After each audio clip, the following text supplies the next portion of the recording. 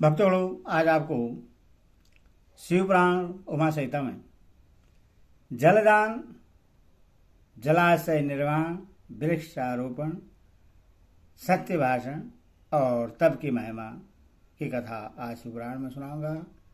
भक्तों, इस चैनल को लाइक करें, सब्सक्राइब जरूर करें और कथा को पूरा सुनें। भगवान शिव आपका और आपके परिवार का कल्याण करेंगे। सुनिए। संत कुमार जी कहते हैं, व्यास जी, जलदान सबसे श्रेष्ठ है और सब दानों में सदा उत्तम है, क्योंकि जल सभी जीव समुदाय को तृप्त करने वाला जीवन कहा गया है। इसलिए बड़े स्नेह के साथ अनिवार्य रूप से परपादान पौशाला चलाकर दूसरों को पानी पिलाने का प्रबंध करना चाहिए। जलाशय का निर्माण इस लोक और परलोक में भी महान आनंद की प्राप्ति कराने वाला होता है। यह सत्य है, सत्य है। ऐसा सयासनी है। इसीलिए मनुष्य को चाहिए कि वह कुआं, बावड़ी और तालाब बनवाए। कुएं में जब पानी निकल आता है तब वह पापी पुरुष की पाप कर्म का आधा भाग हर लेता है तथा सत्कर्म में लगे हुए मनुष्य के सदा समस्त पापों को हर लेता है। जिसके खुदवाए हुए जलाशय में गौ, ब्राह्मण तथा साधु पुरुष सदा पानी पीते हैं, वह अपने इस सारे वंश का उद्धार कर देता है। जिसके जलाशय में गर्मी के मौसम में भी अनिवार्य रूप से पानी टिका रहता है, वह कभी दुर्गम एवं विषम संकट को नहीं प्राप्त होता। जिसके पोखरे में केवल वर्षा ऋतु में जल ठहरता है, उससे प्रतिदिन अग्निहोत्री करने का फल मिलता है।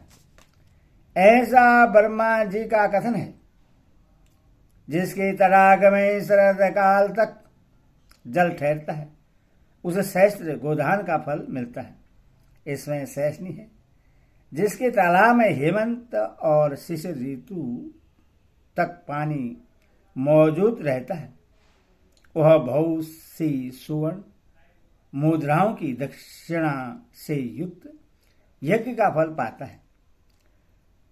जिसके सरोवर में बसंत और ग्रीष्म काल तक पानी बना रहता है, उससे अतिरात्र और अश्वमेध यज्ञों का फल मिलता है। ऐसा मनुष्य महात्माओं का कथन है। मुनिवर व्यास, जीवों को तृप्त प्रदान करने वाले जलाशय के उत्तम फल का वर्णन किया गया है। अब वृक्ष लगाने में जो गुण हैं उनका वर्णन सुनो। जो वीरान एवं दुर्गम स्थानों में वृक्ष लगाता है, वह अपनी बीती तथा आने वाली संपूर्ण पीढ़ियों को तार देता है। इसलिए वृक्ष अवश्य लगाना चाहिए। ये वृक्ष लगाने वाले के पुत्र होते हैं। इसमें शेष नहीं है। वृक्ष लगाने वाला पुरुष परलोक में जाने पर अक्षय लोगों को पाता है। पोखरा खुदवाने वाला, वृक्ष लगाने वाला और यज्ञ कराने वाला जो द्विज हैं वह तथा दूसरे सत्यवादी पुरुष, ये स्वर्ग से कभी नीचे नहीं गिरते। सत्य ही परब्रह्म है, सत्य ही परम तप है, सत्य ही श्रेष्ठ यज्ञ है और सत्य ही उत्कृष्ट शास्त्र ज्ञान है। सोए हुए पुरुषों में सत्य ही जागता है, सत्य ही परम पद है, सत्य से ही पृथ्वी टिकी हुई है और सत्य वही सब कुछ प्रतिष्ठित है। तब यज्ञ, पुण्य, देवता, ऋषि और पितरों का पूजन, जल और विद्या, ये सब सत्य पर ही अवलंबित हैं। सबका आधार सत्य है। सत्य ही यज्ञ, तप, दान, मंत्र, सरस्वती देवी तथा ब्रह्मचर्य है। ओंकार भी सत्य रूप ही है। सत्य से ही वायु चलती है, सत्य से ही सूर्य तपता है, सत्य से ही आग जलाती है और सत्य से ही स्वर्ग टिका हुआ है। लोक में संपूर्ण वेदों का पालन तथा संपूर्ण तीर्थों का स्नान केवल सत्य से सुलभ हो जाता है। सत्य से सब कुछ प्राप्त होता है। इसमें शेष नहीं है। एक सहस्त्र अश्वमेध और लाखों यज्ञ एक ओर तराजू पर रखे जाए और दूसरी ओर सत्य हो तो सत्य का ही पलड़ा भारी होगा। देवता, पितर, मनुष्य, नाग, राक्षस तथा चराचर प्राणियों सहित समस्त लोग सत्य से ही प्रश्न होते हैं। सत्य को परम धर्म कहा गया है, सत्य को ही परम पद बतलाया गया है और सत्य को ही परब्रह्मा परमात्मा कहते हैं। इसलिए सदा सत्य बोलना चाहिए।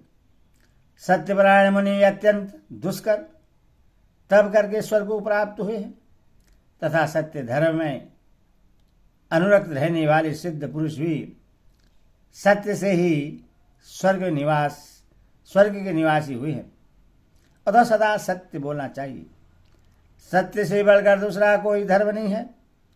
सत्य रूपी तेरसा आगाध विशाल सिद्ध एवं पवित्र जलाशय है।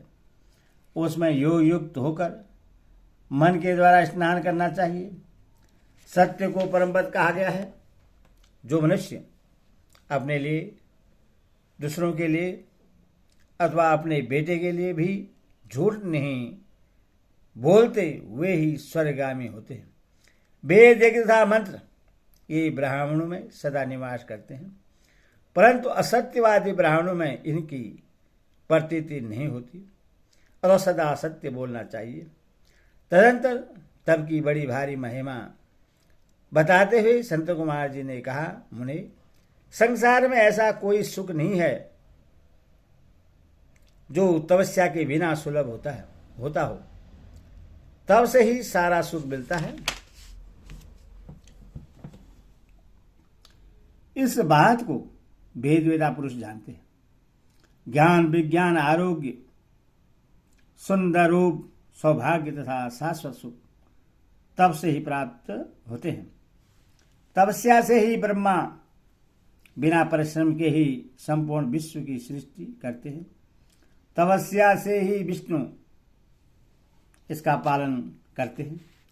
तपस्या के बल से ही रुद्रदेव संहार करते हैं तथा तप के प्रभाव से ही शेष अशेष भूमंडल को धारण करते हैं। ओम नमः शिवाय, ओम नमः शिवाय।